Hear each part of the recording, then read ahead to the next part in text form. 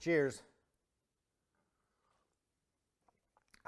Caffeine. I love coffee and my girlfriend loves tea. It tastes great and the ritual of it is endearing and wonderful. Studies show that 2 cups a day has health benefits, but much more than that can be unhealthy to our nervous system and our intestinal digestion systems. The physical dependency it creates is undeniable. With regular use, we become dependent on its stimulating effects to get moving and be awake. My father was up to about 10 cups a day before he quit and could drink a large cup just before bed and still sleep. Now that's a high tolerance. Caffeine is a stimulant and interacts with the same neural functions as the amphetamines do. It's less potent to be sure, but it still affects our SDNEs. Caffeine damage is proportionate to quantities and frequency of use, as with any drug. Compared with many of the drugs addressed in this book, it's comparatively easy to treat. Here's the plan. It is best to reduce to 1 cup per day or to 0 consumed prior to 11 a.m.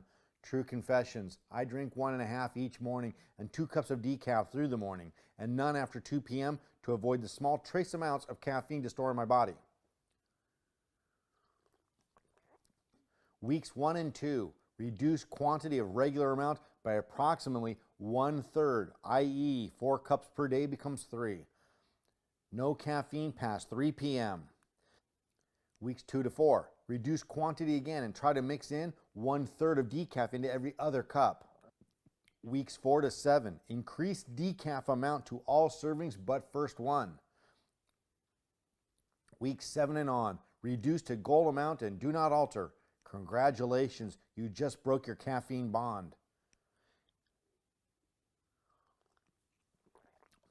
Caffeine does a lot of tissue loading. With more than a cup per day, residual amounts of caffeine get stored into your tissues and bloodstream. I personally can fall asleep just fine if I've tissue loaded caffeine, but I wake up at like 3 and 4 a.m. and have trouble falling back to sleep. It took a while to make this connection, as I assumed too much caffeine prevented you from falling asleep, not staying asleep. Through deductive experimenting, I discovered that it was the morning second cup of coffee that was waking me up. I reduced my second cup to decaf and found a 99.8% caffeine-free coffee that is excellent. I highly recommend it. I'm drinking it right now. It's whole bean gourmet and I can drink it at 10 at night and sleep just fine. What caught me off guard was the caffeine not keeping me up but interfering with my staying asleep. It took me months to figure it out, but figure it out I did and solve it I did.